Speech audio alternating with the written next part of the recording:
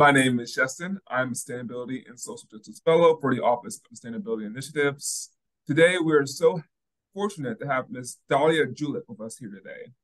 She's a Senior Associate Director for Emory University and a star participant in our My Green Lab 2023 Research Challenge.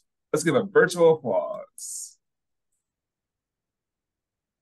So we're so glad to have you here for this interview. Can you sort of introduce yourself a bit and what you do at Emory and in general?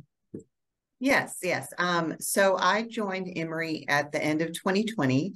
I actually oversee the Georgia Clinical Research Center's laboratory under the CTSA, which is I'm actually oversee three sites, Emory Midtown, and Grady.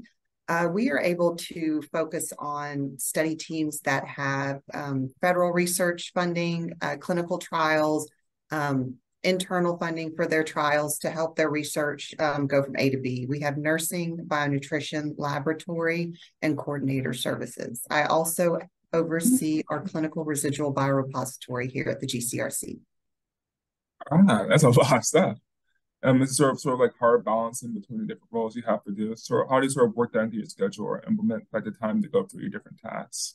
I have a wonderful staff. I have a laboratory technician over at Emory, and I have another one over at Grady. They really focus on the processing and the ins and outs on the day-to-day. And I really work with the study team to, make sure that we have everything we need for the study. Our research specialists have everything they need to get started, really help on a laboratory perspective to make sure we are ready to go when their study goes live. I got you. It's always good to have a great team with you. So how Yeah, long have you been working at Emory so far? 3 years, almost 3 years now. 3 years? Wow.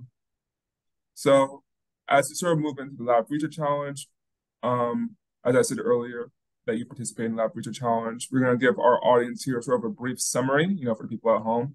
The International Lab Research Challenge is a free annual competition designated to promote best practices in cold storage management and energy efficiency.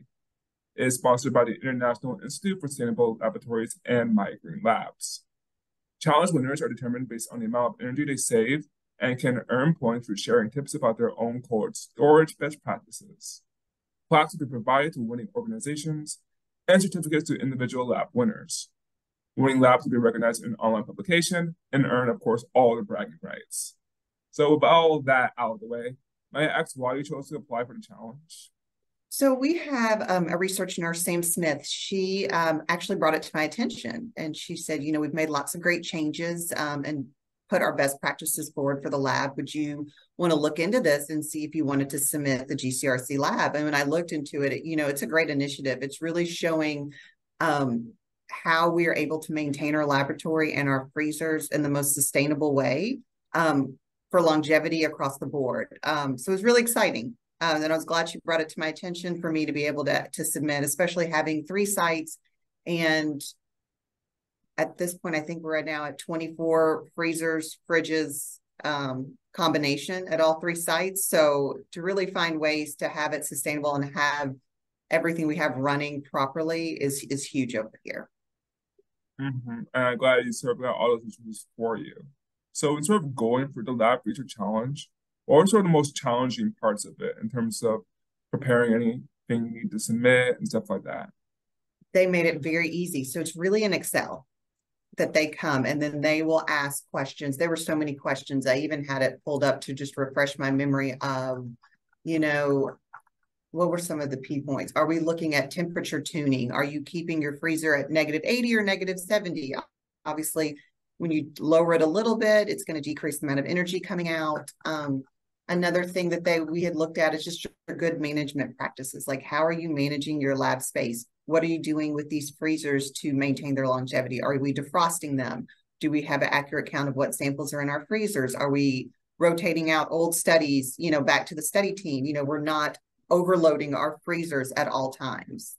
Another thing that they have looked at was, when we retire our freezers, like it's basically hit its end of life. Like, how are we surplusing them? Obviously, we surplus them through Emory. Are they able to maintain the Freon that's left over? Is everything being done properly? So that is our best practice of retiring our freezers when it's basically just hit its end of life. Our sharing and room temperature sample storage. We're not keeping the freezers open all the time. That puts a lot of stress and strain. Tips we've learned over the years, if you do have empty space, putting in styrofoam boxes so that keeps the air in. And it makes it think that it's got a full freezer, so it's going to maintain its temperature instead of working harder in some areas than others. And that's something I actually learned recently, which I think was a great tip. And that's just any additional information. How many freezers are you working with? One thing that they do that we actually don't do is they have these new practices of being able to store your DNA at room temperature. So therefore, you're not storing those types of samples. I didn't look too deep into it because we don't do it, but it seemed a pretty extensive way. So that just decreased the number of samples in your freezer and decreased the stress and the wear and tear of opening and closing. I think that was all, but those were just some of the big questions that they asked. And as they did it, you ran it into an Excel thing that you do in your lab and everything you've done over a year's basis. And everything gets submitted in July, and then June and July. And then come August, they worked with letting us know how much energy you've saved, where you were in this contest, and if you won an award. Unfortunately, we did not win an award, but I still think we won because they came back and said we were cards submitted worldwide. Oh, congrats.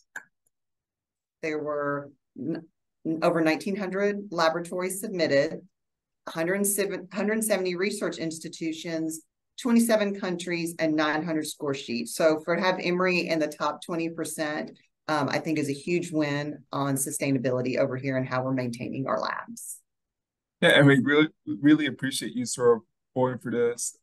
So was it any sort of time sensitive? Were you able to were you rushed in any way sort of going for this, or was it pretty just go for what you have to do? No, because once I came on, we really focused on lab maintenance. That was the first plan of attack once I joined over here at the GCRC. So we went through so many old studies. All these study teams came and collected their samples that could decrease stress. We went through a rigorous defrosting program, which we do every year now. We go through each freezer and just make sure everything's maintained. We do preventative maintenance twice a year. And these were things that are already in place. So it was just nice to put actually into a scorecard what we've been doing. So sort of a lot of routine, additionally learning some new information as well in terms of, I know you couldn't implement it, but the whole keeping DNA stored at room temperature. Were there any more? Yeah, and it was also, I think, a good learning experience. So if you are a new lab or if you're a lab that needs a reboot, having this challenge, I think, is really beneficial because then it shows you ways to be more sustainable, have a better maintenance program for your lab, and being able to implement that on a day-to-day basis is really beneficial. So with that in mind, what advice would you give to someone who wants to participate in the Lab Research Challenge for 2024? Just do it. Start looking at your lab and seeing what you can change, what's already in place that you're doing beautifully now, and how you can implement that going forward. Sounds good. And you think that there shouldn't be any stress or going through it? That's pretty straightforward, and it's just importance of just going into it, right? Yeah, they made it very straightforward and very easy. So it wasn't a strenuous submission, which was great. Honestly, that's amazing. So, well, thank you again for taking time out of your busy schedule to come and interview with us. We hope that you have a fun time, that your words of wisdom will sort of help guide the next year's Lab Research Challenge participants. Hopefully we can get more people from Emory to do it so we can start getting some plaques. We already got in the top 20%, so we're already doing amazing, right? But just thank you for this interview, Miss Dalia Julich, and just hopefully you have a nice rest of your day. All right. Thank you so much. Thanks for your time.